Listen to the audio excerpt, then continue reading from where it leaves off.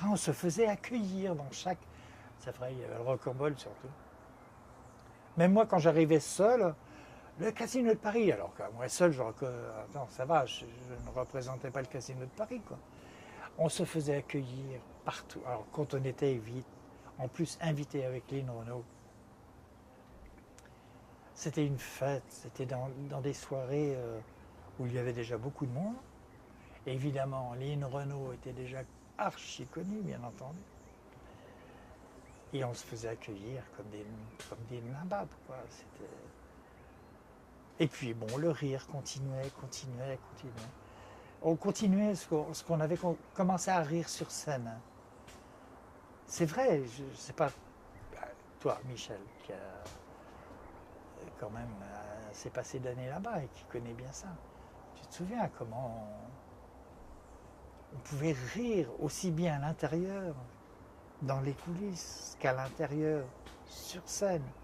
Oh, bon, j'ai des images qui me reviennent. Et puis, à l'extérieur, en soirée, on pouvait faire une soirée de spaghettis chez le chanteur. On est toujours sur les 50 danseurs et danseuses, on est toujours une bonne vingtaine. On se retrouvait au petit bistrot d'en face, le Colibri, le petit bistrot. Et là, le petit verre de fin de soirée. Et après, on va où? Chez qui? Chez un tel, tiens, chez Michel Bizet par exemple. Et hop, des faits tout comme ça de spaghettis. Et ça, c'était des soirées. Et devinez de quoi on parlait? Et ben de danse, de musicaux, de plumes, de paillettes, de tenue de scène, de fierté d'être là, de fierté d'être au Casino de Paris. Surtout au Casino de Paris. Parce qu'on avait des échos, puis on avait des camarades qui travaillaient dans les autres music halls, sans les citer. Mais ils n'avaient pas cette ambiance. Et tous ceux qui ont travaillé au Lido, ben voilà, je vais les citer, au Lido, Folie Bergère, même au Paradis Latin, les artistes venaient travailler, puis ils venaient travailler. Hop, et après ils partaient. Puis le spectacle était terminé. Sauf s'il y avait un deuxième ou troisième, comme au Lido, un troisième spectacle, ce qui les a terminés très tard, et très fatigués. Nous aussi on était très fatigués, mais avec une joie. Pouf. Parce qu'on avait des amis dans tous les cabarets, dans tout, évidemment. Hein.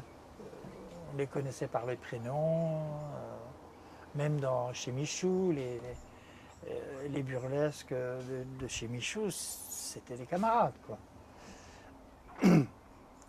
Et les spectateurs qui visitaient Paris, je crois qu'il y avait pratiquement tout vu dans le... Quelqu'un qui aime ce style de musical. Ah oui, l'Alcazar. Et moi j'entendais, hein, c'est pas pour crâner, mais qui nous disait oh, c'est vraiment le meilleur spectacle de Paris. Il sentait cet élan sur scène, cet amusement sur scène. Dans d'autres cabarets aussi, c'était merveilleux, mais il n'y avait peut-être pas ce petit grain de folie, ce petit talent, cet allant d'amusement. J'ai rarement vu, à cette époque-là, hein, je parle, j'ai rarement entendu parler du Casino de Paris d'une autre manière que ce que je viens de vous dire. C'était étonnant. Il y avait des grands danseurs de l'Opéra de Paris qui n'habitaient pas loin, qui habitaient dans la rue. Et qui régulièrement venaient voir le spectacle des, j'allais dire solistes, des étoiles. En particulièrement une étoile de l'Opéra de Paris. Il était jeune à l'époque, hein, il avait 19 ans, il venait juste de passer le concours Varna. Mais 19 ans. Oh bah non. Paf. Ouais, je le dirais.